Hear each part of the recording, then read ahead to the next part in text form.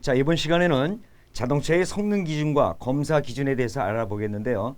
조금 짜증스러운 그 수업이고요. 여러분들이 암기를 하셔야 될 내용이기 때문에, 그러나 또 이거를 무시하고 넘어갈 수는 없어요. 그래서 우리가 아직까지도 엔진 본체로 들어가기 전에 자동차의 전반적인 내용에 대해서 수업을 하고 있는 중입니다. 자, 이번에 성능 기준 및 검사 기준에 관한 내용들은 다시 말씀드리지만은 전체적인 자동차가 우리 현재 국내에서 길거리를 나갔을 때 아무렇게나 만들어서 아무렇게나 다니는 게 아니고요. 어떤 법규 내에 틀이 있어야 되겠죠. 그래서 그 기준 틀을 가지고 여러분들에게 이렇게 정해진 거기 때문에 요거 암기 사항들이 상당히 많습니다.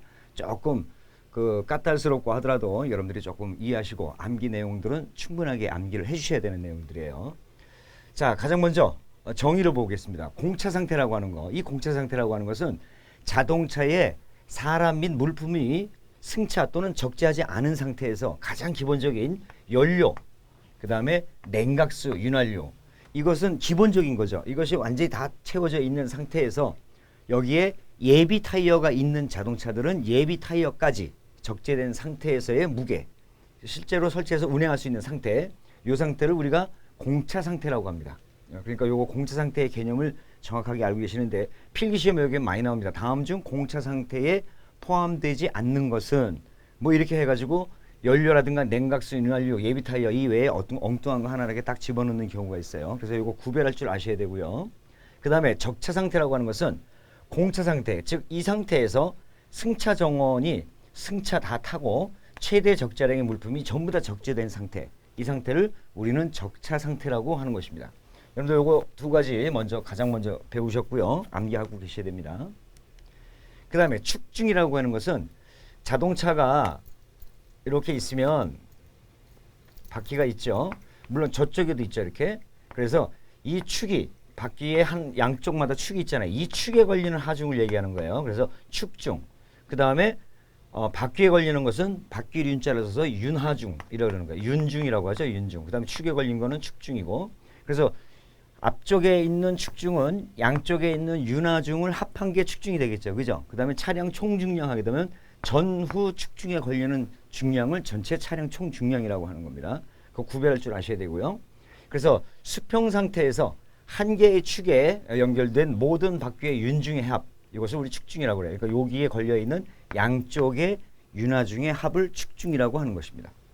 그래서 윤중은 한 개 바퀴에 수직으로 지면을 누르는 중량, 그리고 차량 중량은 공차 상태에서 차량 전체의 중량, 그리고 차량 총 중량이라고 하는 것은 적차 상태에서, 그러니까 짐을 다 싣고 최대 실 수 있을 만큼 다 싣고 허가된 범위 내에서, 그리고 사람이 다 탄 상태, 이런 것들을 갖다가 우리가 차량 총 중량이라고 얘기를 하는 겁니다. 이제 개념을 아시겠죠? 그 다음에 연결 자동차, 이건 이제 견인되어서 가는 자동차죠. 그죠? 그래서 견인 자동차와 피견인 자동차를 연결한 상태를 우리는 연결 자동차라고 하는 거예요. 트레일러 같은 거. 앞에 끌고 가는 차와 뒤에 끌려가는 차가 통틀어서 연결 자동차라고 하는 겁니다. 그 다음에 승차 정원은 뭐냐면 자동차에 승차할 수 있도록 허용된 최대 인원, 5인승이면 5인승, 6인승이면 6인승, 이런 운전자 포함해서 전체 탈 수 있는 인원을 우리는 승차 정원이라고 합니다. 그 다음에 최대 적재량은 자동차에 적재할 수 있도록 허용된 물품의 최대 중량. 그래서 우리가 화물차 같은 거 뒤에 보면 이렇게 톤수 나와 있죠. 1톤. 또 우리가 보통 화물차도 1톤, 2.4, 1.3톤, 뭐 2.5톤 막 이렇게 하잖아요. 그것이 적재할 수 있는 적재 물량에 허용된 중량이에요. 그래서 그것도 다 지켜야 됩니다. 그리고 길이, 너비, 높이가 있어요. 자동차는 아무렇게나 만드는 것이 아니고, 먼저 자동차의 총 길이는 승용차라든가 승합, 화물, 특수자동차 모두 다 어떤 자동차 간에 13m를 넘을 수가 없어요. 그러니까 자동차 제작회사에서 만들 때 13m까지 됐고 그 이상은 만들면 안 된다는 얘기죠. 그리고 연결 자동차, 연결을 했을 때, 그러니까 끌고 가는 견인 자동차와 피견인차를 합쳤을 때 그때는 16.7m 이내에 들어와야 된다. 그 넘으면 초과되면 안 된다는 얘기예요. 요거 암기 다 하고 계셔야 됩니다. 그리고 자동차의 너비는 2.5m를 벗어날 수가 없다. 우리가 도로에 보면 차폭 있죠. 그 차폭도 한 2.5 정도 된단 말이에요. 그래서 자동차가 아무리 커도 차폭이 2.5m를 넘으면 안 된다. 이때 외부 돌출부는 승용차 25cm, 외부 돌출부가 뭐가 있을까요? 백미러 같은 거. 차 전체에서 옆으로 돌출된 것들, 백미러를 얘기하는 거예요. 25cm를 넘으면 안 되고, 그 다음에 기타 자동차는 좀 큰 화물 자동차 같은 경우 30cm 이내에 들어와라. 너무 넓으면 지나가다가 부닥치겠죠. 그래서 이렇게 규정을 둔 것입니다. 다음에 피견인차가 견인차보다 넓을 경우, 예를 들어서 자동차를 위에서 봤을 때 끌고 가는 승용차가 요만하고 뒤에 트레일러가 이만해. 그러면 끌고 가는 차보다 피견인차 이게 더 넓죠. 이때 법규상으로 승용차가 예를 들어 25cm인데 얘가 가려가지고 뒤가 안 보이잖아요. 그죠? 이럴 때는 이 바깥으로 기준했을 때 10cm 이내 들어와라 이거야. 무슨 말인지 이해하시겠죠? 피견인차의 외축보다 10cm 미만에 들어올 정도는 나가도 된다. 이럴 경우만. 그러니까 요거 기준 잘 알고 계시고요. 그 다음에 자동차의 높이는 4m를 넘을 수가 없습니다. 그래서 우리가 육교라든가 요즘 거의 육교가 없어졌지만 육교라든가 어떤 터널이라든가 이런 거 할 때도 항상 차 높이가 나와 있죠. 그래서 자동차는 4m를 넘을 수가 없다. 적재함을 물건을 실어도 마찬가지입니다. 요거 기준을 갖고 계시고요. 그 다음에 측정 상태, 공차 상태, 직진, 수평면의 상태가 올바르게 돼 있어야 된다. 측정할 때. 그래서 차체 밖에 돌출부는 제거하거나 또는 닫은 상태에서 실시한다. 예를 들어서 화물차 같은 문을 이렇게 열려놓거나 이러면 안 된다는 얘기죠. 그래서 후사경, 안테나, 창, 경광등, 환기장치 이런 것들은 모두 닫은 상태에서 실시하고 측정을 한다. 그 얘기입니다. 자, 그 다음에 최저지상고는 접지 부분 외의 부분 지면과 10cm 이상이 돼야 된다. 이게 최저지상고 뭐냐면 도로가 있을 때 바퀴가 이렇게 있고 자동차가 이렇게 있으면 이때 차체가 도로면에서 가장 낮은 부분 요걸 최저지상고라고 그래요. 이것은 10cm 이상 높아야 된다. 왜? 턱 있죠. 안전턱 같은 거 이런 것들도 있고 또 너무 낮아버리면 차체가 손상되는 것도 있지만 도로가 파손되는 경우도 있어요. 그래서 양측에 모두 보호하기 위해서 차의 최저지상고는 무조건 10cm 이상 높아야 된다. 그런 겁니다. 한간에 젊은 친구들이 우리가 에어댐, 에어스커트 나중에 배우겠지만 자동차 앞에다가 에어스커트, 에어댐 이렇게 달고 다니는 차들도 있어요. 경주용 자동차를 예를 들어 보십시다. 굉장히 낮죠. 이런 차들 어때요? 둔턱 넘어갈 때 벅벅 다 긁히겠죠. 차체가 손상되는 건 둘째치고 도로가 파손이 되고 도로가 손상되기 때문에 이런 건 안 된다. 그래서 어쨌든 간에 차의 최저지상고는 10cm 이상 되어야 된다. 그 얘기입니다. 자, 그 다음에 차량 총중량, 자동차의 총중량은 20톤, 화물자동차 및 특수자동차의 경우에는 40톤을 잡아줍니다. 그래서 이렇게 잡았을 때 총중량이 20톤이니까 앞, 뒤에 축중에 걸리는 것들은 10톤, 10톤이죠. 그리고 그 축에 걸리는 바퀴는 2개씩 있으니까 윤활중 하나는 5톤씩 넘으면 안 된다. 자동적으로 산수지만 계산이 그렇게 나와야 됩니다. 그래서 축중 10톤, 윤활중 5톤을 초과해서는 안 된다. 그 얘기입니다. 조향륜의 윤중. 이 조향륜의 윤중이라는 것은 앞바퀴를 얘기하는 거예요. 우리가 방향을 틀거나 할 때 쓰는 것이 바로 앞에 조향륜이라고 하죠. 조향바퀴, 앞바퀴. 여기에도 하중이 어느 정도 걸려야 되느냐. 너무 또 가벼워도 안 되고 무거워도 안 돼요. 그래서 자동차의 조향바퀴의 윤중의 합은 차량 중량 및 차량 총중량의 각각에 대해서 20% 이상이 된다. 이것도 알고 계시기 바랍니다. 조향륜의 윤중. 자, 그리고 최대 안전 경사 각도가 있습니다. 커브를 돌 때나 어떤 도로가 약간 기울어졌는데 화물을 싣고 어떤 자동차가 약간의 경사가 있다고 그래가지고 거기서 전복이 되면 안 되겠죠. 주행할 때. 그래서 최대 몇 도까지 자동차가 전복이 되지 않아야 되느냐. 좌우 각각 35도 되는 경사면에서도 자동차가 전복되지 말아야 된다. 이런 기준이 있습니다.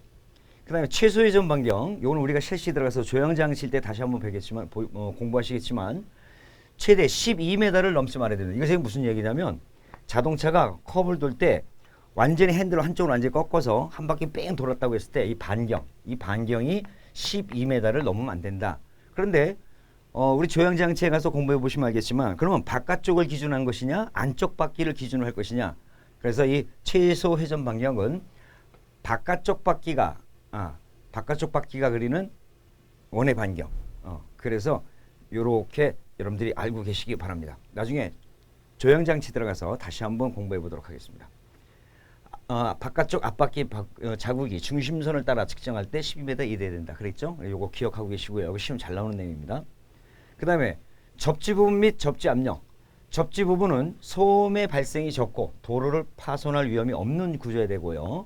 그다음에 무한궤도는 1cm 제곱당 3kg 중량 정도가 돼야 된다. 무한궤도가 뭔지 알죠? 우리 그 굴삭기 같은 거 봤을 때 이렇게 궤도로 형태로 바퀴를 걸어서 이렇게 작업을 하지 않습니까? 그런 걸 우리가 무한궤도라고 합니다. 계속 도는 거 벨트 형태. 그거 참고로 알고 계시고.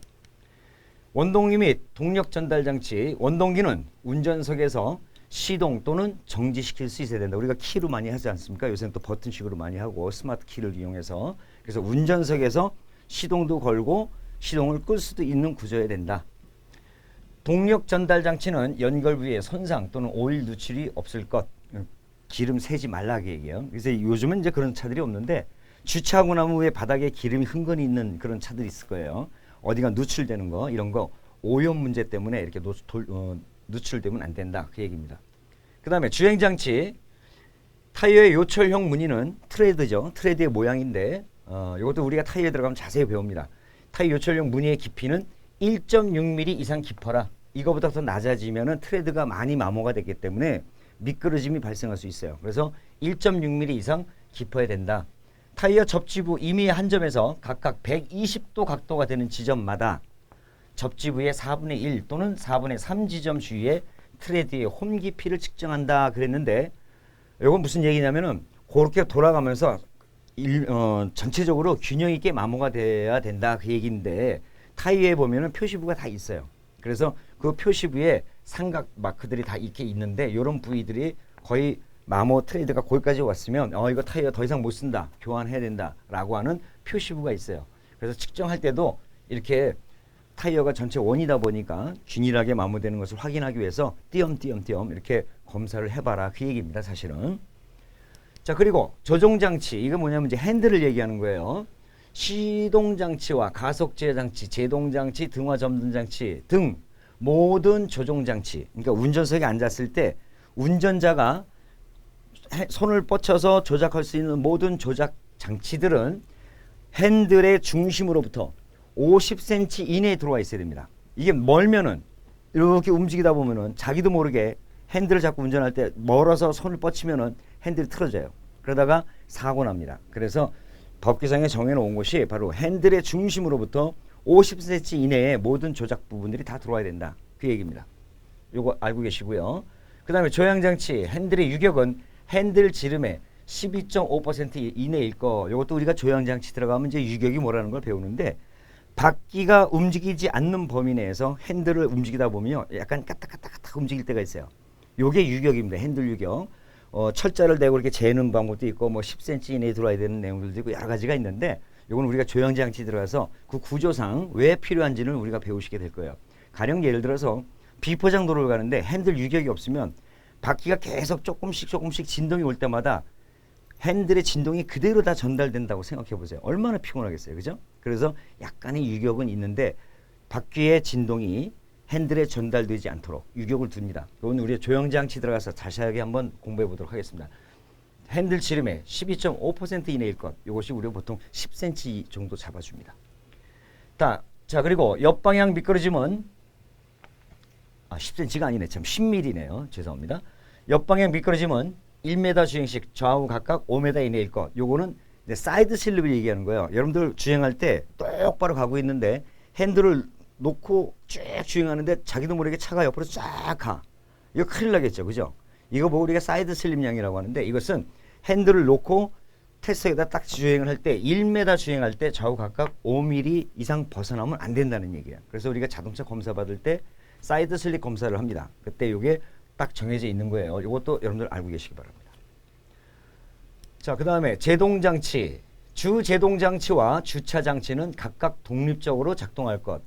주제동장치가 뭐예요? 여러분들 운전할 때 풋브레이크죠. 발로 밟는 거. 그래서 정지 또는 감속시키는 게 브레이크 장치인데 그게 주제동장치고 주차했을 때 주차 브레이크를 당기죠. 또는 요즘 다 전자식으로 해서 버튼 누르면 모터가 작동돼서 파킹을 딱 들어가는데 그게 각각 연동되지 말고 각각 독립적으로 되어서 작동이 돼야 된다. 그 얘기입니다.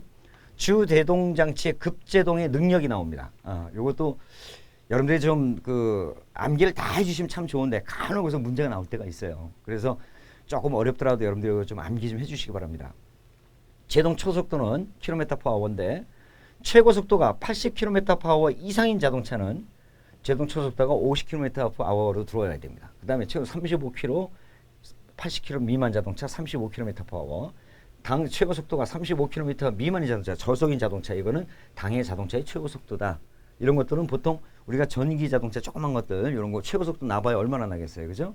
50, 60 뭐 조그만 것들 이런 것들 해서 점차적으로 고속과 중속, 저속 자동차마다 거리들이 제동 거리들이 그만큼 짧아야 된다 그 얘기입니다.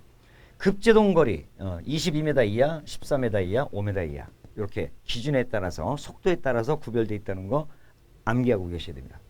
측정 자동차의 상태는 공차 상태의 자동차에 운전자 1인이 승차한 상태에서 점검합니다. 그래서 여러분들 우리가 정기 점검 이렇게 받지 않습니까? 그때 운전자 한 명이 탑승해서 점검하는 거예요. 이것도 참고적으로 여러분들이 암기하고 계시면 좋겠습니다. 자, 그래서 주제동 장치의 제동 능력과 조작력이 나옵니다. 좀 복잡하죠? 여러분들 조금 힘드시더라도 이거 암기하고 계셔야 돼요. 제동 능력, 조금 아까 앞에서 했던 얘기처럼 쭉 그런 내용들을 좀 풀이해 놓은 거니까 여러분들 요거 한번 읽어보시고, 좌우 바퀴의 제동력 차이 있어요. 왼쪽과 오른쪽 바퀴에 브레이크를 밟았을 때 제동력이 차이가 있으면 강한 쪽으로 차가 꺾어지겠죠. 여긴 계속 굴러가려고 하고 이쪽은 세면은 여긴 정지됐고 여긴 가려고 하니까 차가 이렇게 틀어진다고. 이러면 안 되는 거예요. 그래서 원칙상은 좌우 바퀴의 제동력이 똑같아야 된다. 그러나 다소 차이가 있다 하더라도 당의 축 중에 8% 이내는 들어와야 된다. 이하 알고 계시고요. 제동력의 복원, 브레이크 페달을 밟았을 때는 확실하게 제동이 걸려야 되지만 놨을 때는 바로 풀어져야 된다. 계속 붙잡아 있으면 안 되겠죠. 그래서 제동력은 3초 이내에 당의 축 중에 20% 이하로 감소돼서 풀어져야 된다 하는 얘기입니다. 좀 까다롭죠? 여러분들 이거 다 암기하시려면 좀 힘드실 거예요. 그러나 자연스럽게 이제 공부하시다 보면 이런 것들이 자연스럽게 숙지가 됩니다. 너무 걱정하지 마시고. 그리고 측정 자동차의 상태는 어떤 것이냐? 제동력 검사할 때 공차 상태의 자동차에 운전자 1인이 승차하는 겁니다. 운전자가 없이 제동을 걸고 하는 그런 내용들이 있을 수가 없죠. 그래서 운전자 한 명이 항상 탑니다. 제동 능력, 경사각이 11도 30분 이상의 경사면에서 정지 상태를 유지할 수 있거나 주차 제동 장치입니다.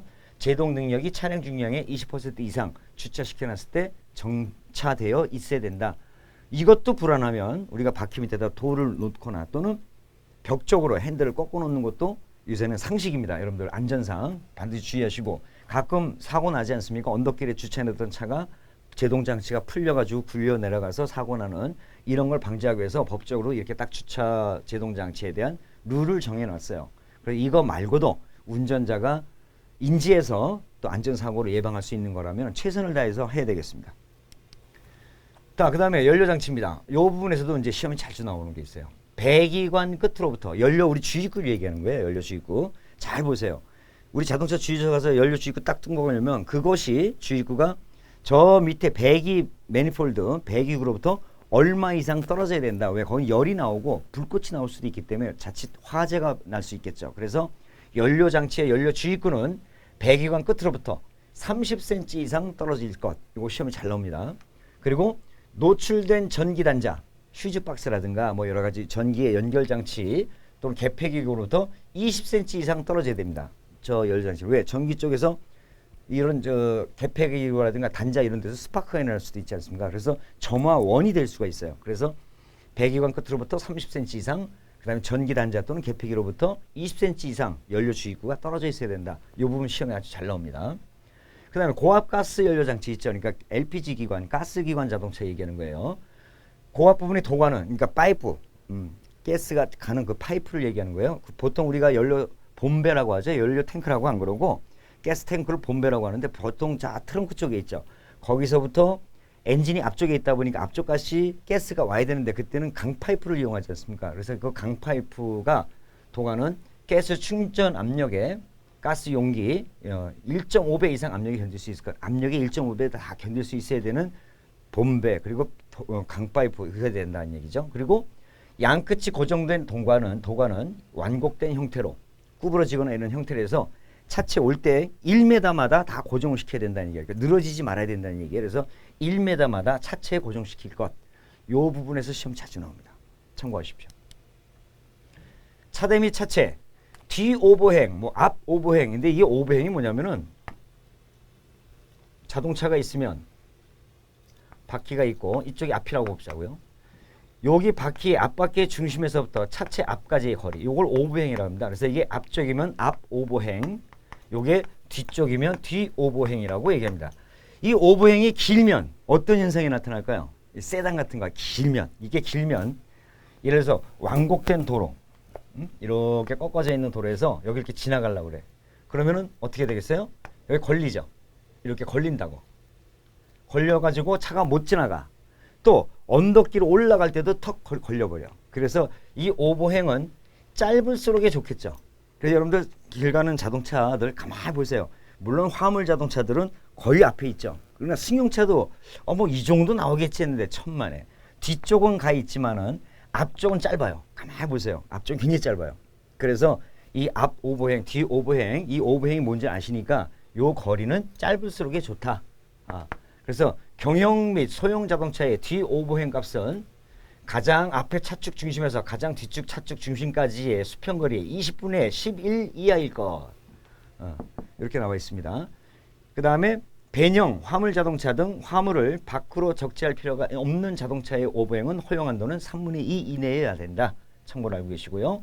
즉 배형 화물 자동차의 배형 알죠? 벤 뒤에 있는 거. 자체 오버행은 CL은 3분의 2보다 같거나 작습니다. 그래서 이 오버행의 개념을 여러분들이 좀 알고 계시기 바랍니다. 자, 그리고 측면 보호대.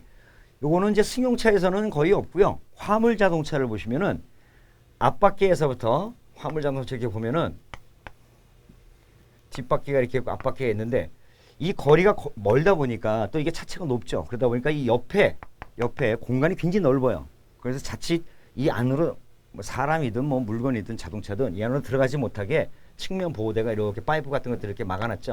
그래서 요걸 보고 우리는 측면 보호대라고 얘기하는 거예요. 그래서 차량 총중량이 8톤 이상이거나 최대 적재량 5톤 이상인 화물 자동차 또는 특수 자동차 및 연결 자동차는 측면 보호대를 반드시 설치를 해야 됩니다. 이때 보호대 간격은 바퀴와 40cm 이상, 바퀴하고 40cm 이상 떨어져야 되고 지상과는 55cm 이상 높아야 된다. 이내에 된다. 지상과는 55cm 이하일 것. 이렇게 딱 규정해 놨습니다. 여러분들 그거 알고 계시기 바랍니다. 자, 그리고 후부 안전판. 우리 그 화물 자동차 등 거 이렇게 뒤에 보면은 또 파이프가 이렇게 안전판이 또 되어 있죠. 그죠? 뒤에서 오는 차량들이 혹시나 추돌 났을 때 화물차 밑으로 들어가지 못하게 막는 판 갖다가 우리는 후부 안전판이라고 합니다. 이 후부 안전판은 자동차 너비의 100% 미만, 같거나 거기보다 조금 작거나, 그죠? 미만이면 그보다 조금 작아야 되죠. 그죠? 그러니까 99.9 미만이니까. 그래서 거의 같은 건데 차가 뒤에서 추돌할 때 뒤로 들어오지 말라고 막아주는 안전판입니다. 가장 아랫부분과 지상과의 간격은 55cm 이내에 된다. 그 다음에 후부 안전판의 설치 방법 등에 대한 기준 및 중 차량 수직 방향의 단면 최소 높이는 10cm 이상이다. 이것도 참고로 알고 계시고요. 그 다음에 운전자의 좌석이 있습니다. 운전 좌석도 아무렇게나 만드는 게 아니에요. 우리가 뭐 운전 좌석에다 편하게 가려면 소파 얹어도 될 거 아니야. 그죠? 그러나 소파 안 됩니다. 그래서 운전자의 좌석도 기준이 있어요. 어떠냐? 핸들 중심과 과도한 편차가 없어야 되면서 중심축에서부터 너무 이렇게 옆으로 가면은 항상 운전할 때 핸들 여기서 이렇게 가는 사람 없잖아. 그죠? 항상 여기서 움직인다고. 그래서 가급적이면 핸들 중심과 좌석의 중심이 같아야 된다. 이때 가로 세로 각각 40cm 이상일 것. 너무 좁아도 안 돼요. 또 너무 넓을 필요는 없는 거고. 그래서 40cm 이상일 것. 알고 계세요. 그 다음에 15인승 이상 승합 자동차는 운전석 뒤에 보호봉 또는 격벽 시설을 할 것. 버스 같은 거 보세요. 뒤에 운전석 뒤에 파이프들 이렇게 있죠. 그죠? 그 다음에 요새는 승객들이 좀 몹쓸 승객들이 운전하시는 분한테 좀 해코지 할까봐 또 이렇게 아크릴 판이나 보호판으로 이렇게 다 막아놓죠. 그죠? 그런 걸 얘기하는 겁니다.